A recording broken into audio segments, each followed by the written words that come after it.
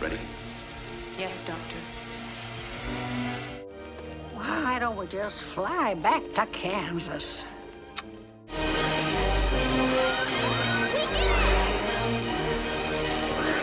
One girl, one ruined Kansas farm, one terrifying trip back to Oz. Return to Oz isn't the candy-colored fantasy most people expected. It's darker, creepier, and way more unsettling than the 1939 classic. But behind the talking chickens, deadly desert, Then this is the deadly desert.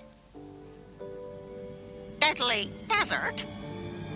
and the nightmare-inducing Wheelers lies an even stranger story. From shocking production choices to wild behind-the-scenes drama, here are 20 facts about Return to Oz that will absolutely blow your mind. Number 1. Disney's Oz sequel wasn't a direct MGM follow-up. When people hear Oz, they almost always think of Judy Garland's Technicolor musical classic. But Return to Oz from 1985 had nothing to do with MGM's 1939 film. Somewhere over the rainbow, way up. Instead, Disney based their version much more closely on the original novels by L. Frank Baum, particularly The Marvelous Land of Oz and Ozma of Oz. That's why the film feels so drastically different. The Ruby Slippers, owned by MGM or Warner Brothers, had to be licensed, while most other characters and storylines come straight from Baum's darker, stranger vision of Oz. There's no singing munchkins or cheerful yellow brick road, just electroshock therapy, a decayed Emerald City, and nightmare fuel villains like the Wheelers and Mombi. Disney's goal wasn't to recreate the beloved musical, but to return to Baum's original tone, which was far more unsettling than most people realized.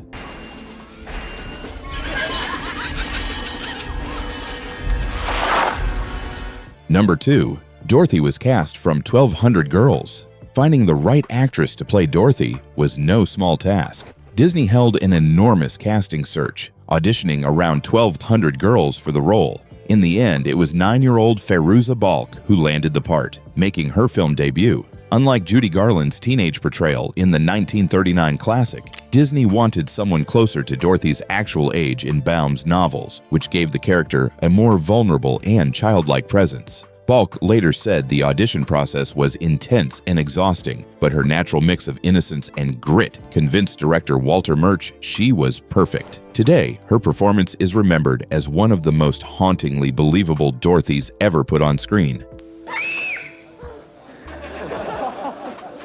Number 3. Filming was supposed to be worldwide, then it wasn't. When production on Return to Oz was first announced, Disney envisioned it as a sweeping fantasy epic filmed across multiple countries, with elaborate sets built in far-flung locations. Early plans included shooting in Morocco and parts of Eastern Europe to capture the eerie, otherworldly feel of Oz. However, those grand ideas were quickly scrapped when the budget spiraled out of control before filming even started. Instead, nearly everything was shot in England, primarily at Elstree Studios, with carefully crafted sets doubling for exotic landscapes. This shift allowed director Walter Murch more creative control over the world building while keeping costs in check.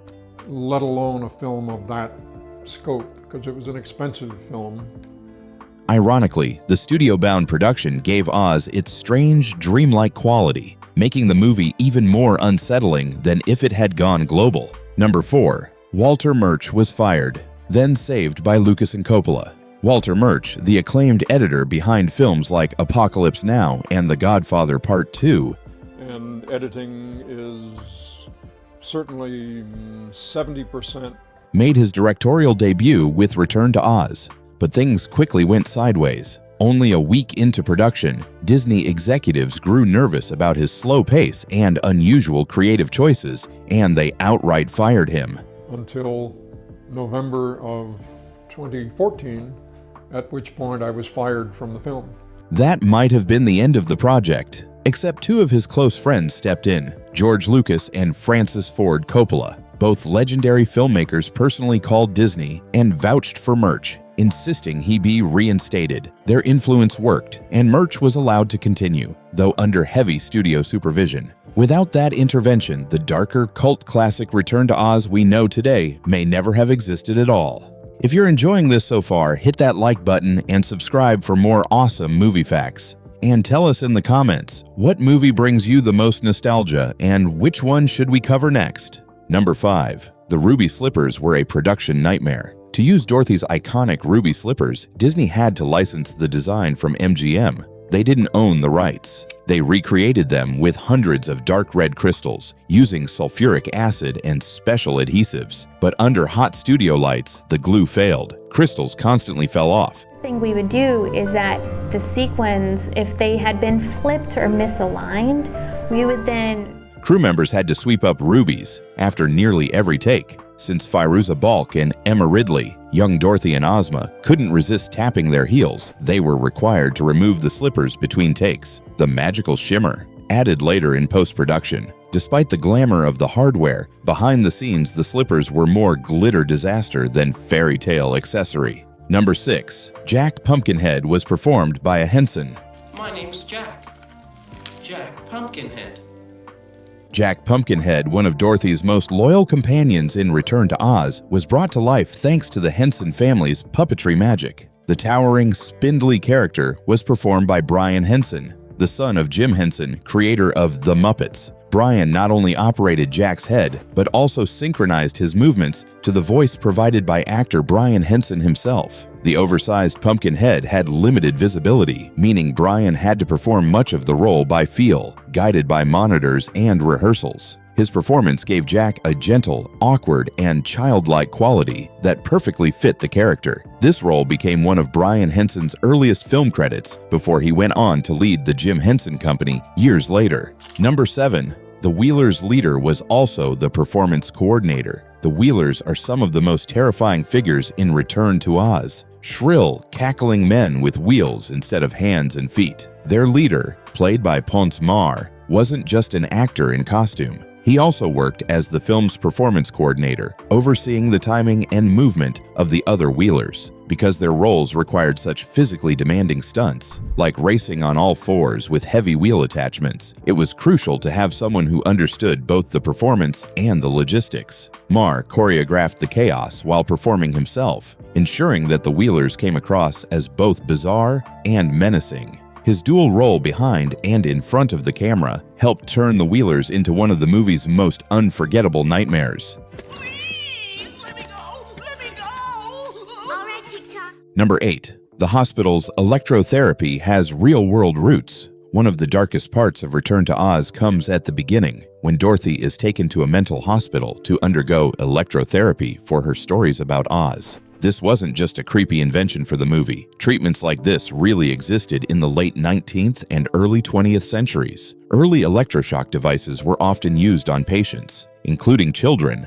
under the belief that electrical currents could reset the brain. Walter Murch drew on those chilling real-world practices to give the opening a sense of realism, grounding the fantasy in unsettling history. The clunky machines, straps, and eerie atmosphere were modeled after actual medical equipment, making Dorothy's ordeal all the more disturbing for audiences familiar with such controversial treatments. Number 9. Will Vinton's claymation made the gnomes terrifying. The rock-like gnomes, servants of the Gnome King, are some of the most nightmarish creatures in Return to Oz. Their unsettling design came from Will Vinton, the father of claymation, who would later become famous for the California Raisins commercials. Instead of traditional stop-motion puppets, Vinton used clay animation that allowed the gnomes' faces to morph, melt, and shift across stone surfaces in ways that felt disturbingly alive. The technique was groundbreaking at the time, but it also tapped directly into uncanny imagery that unsettled audiences, especially children.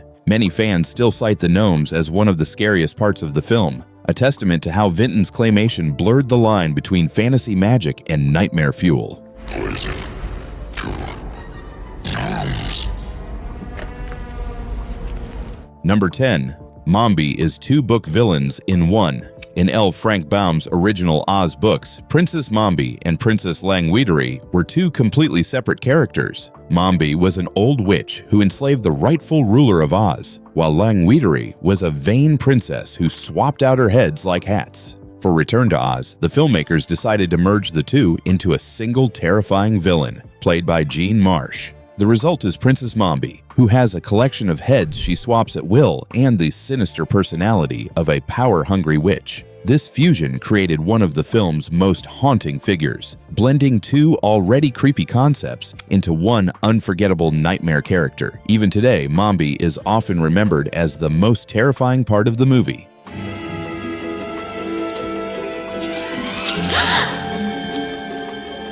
What do you think?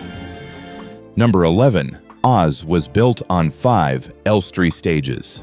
Unlike The Wizard of Oz from 1939, which relied heavily on painted backdrops, Return to Oz required sprawling, detailed sets to capture its darker and more elaborate vision of Oz. Production took over 5 stages at Elstree Studios in England, filling them with massive constructions such as the crumbling Emerald City, the Deadly Desert, and Mombi's eerie palace. Entire environments were crafted to make Oz feel tangible and immersive, rather than fantastical paintings. The scale of the sets gave the film a weight and atmosphere rarely seen in children's fantasy at the time. Even though the movie underperformed financially, the craftsmanship at Elstree ensured that Return to Oz remains a visually stunning cult classic nearly 40 years later. Made for me by my nose. Number 12. Box office flop to cult favorite. When Return to Oz hit theaters in 1985, it was a financial disaster. Made on a budget of around $28 million, it only grossed about $11 million in the US, disappointing Disney executives who had hoped to recreate the magic of the 1939 classic. To Oz? To Oz. Critics at the time found it too dark, too frightening, and far too strange for family audiences. But as the years passed, that same weirdness became its strength. A generation of kids who were unsettled by the Wheelers, Mombi's Hall of Heads, and the nightmarish tone grew up to love it for its boldness. Today, the film has been re-evaluated as a cult favorite, praised for its practical effects, faithfulness to Baum's books, and unapologetically eerie style. Number 13. Balk's Dorothy is closer to Baum. Most people know Dorothy as Judy Garland's teenage farm girl from the 1939 classic, but L. Frank Baum's books describe Dorothy as much younger, closer to a child than a teen. A shooting star, Dodo. A shooting star. Disney's Return to Oz corrected this by casting Fairuza Balk, who was only 10 years old during filming. Her age not only made the character more faithful to Baum's original vision, but also heightened the movie's unsettling tone. Seeing such a young girl endure electrotherapy, face the Wheelers, and stand up to Mombi made the story far more intense and frightening than if a teenager had played her. Balk's authentic innocence, mixed with her natural toughness, gave audiences a Dorothy truer to the books, but far more haunting on screen. Number 14. Kansas was England. Although Dorothy's story begins in Kansas, none of the movie was actually filmed there, or even in the US. The Kansas farmhouse and countryside were recreated entirely in England, just outside London. The opening scenes, including Aunt Em bringing Dorothy to the hospital, were all shot in the English countryside. Soon they'll draw all those unpleasant dreams out of your head. And on studio backlots. This gave the film a slightly eerie, off-kilter look compared to the wide open plains audiences expect from Kansas. Combined with the darker tone of the story, the choice made Dorothy's home life feel less comforting and more unsettling, perfectly setting the stage for her surreal journey back to Oz. Number 15. Jean Marsh and Nicol Williamson play double roles. In Return to Oz, two of the film's most important actors pull double duty. Nicol Williamson, who plays the sinister Gnome King, also appears in the Kansas hospital as Dr. Worley, the doctor planning Dorothy's electrotherapy. Likewise, Jean Marsh not only embodies the terrifying witch Mombi, but also portrays Nurse Wilson at the hospital, who straps Dorothy down before her treatment. This dual casting was no accident. It was meant to blur the line between Dorothy's real world and her imagined world of Oz, just as The Wizard of Oz had done decades earlier. The technique reinforces the unsettling tone of the film, making viewers wonder if the monsters of Oz are simply reflections of Dorothy's fears in Kansas. Number 16. It really was an Oscar movie, despite its reputation as a dark children's fantasy.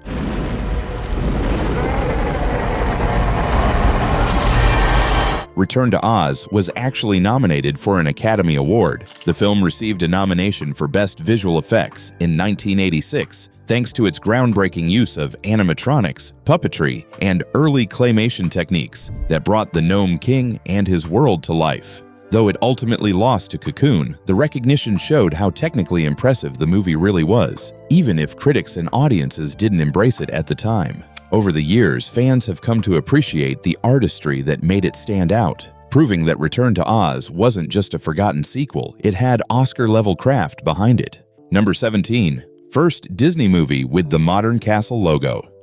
When Return to Oz premiered in 1985, it carried a distinction that most fans don't realize. It was the very first movie to showcase Disney's updated castle logo. Before this film, Disney's openings had a much simpler look, often just text or a basic emblem. But with Return to Oz, audiences saw a fresh version, a white outline of Sleeping Beauty's castle against a blue backdrop, with a rainbow arcing over the top and the words, "Walt Disney Pictures Presents" underneath. It may look quaint by today's CGI standards, but at the time, it marked a major rebranding effort for the studio. For many younger moviegoers in the mid-80s, this logo became synonymous with Disney magic. And though Return to Oz didn't succeed financially, it still left a lasting legacy as the film that launched a new Disney era, one that would precede classics like The Little Mermaid and Beauty and the Beast. Number 18. Recognized by Guinness World Records for longest sequels gap, Return to Oz holds an unusual honor in film history. In 1989, it was officially recognized by the Guinness Book of World Records for having the longest gap between an original film and its sequel. The original Wizard of Oz came out in 1939, and Return to Oz didn't arrive until 1985,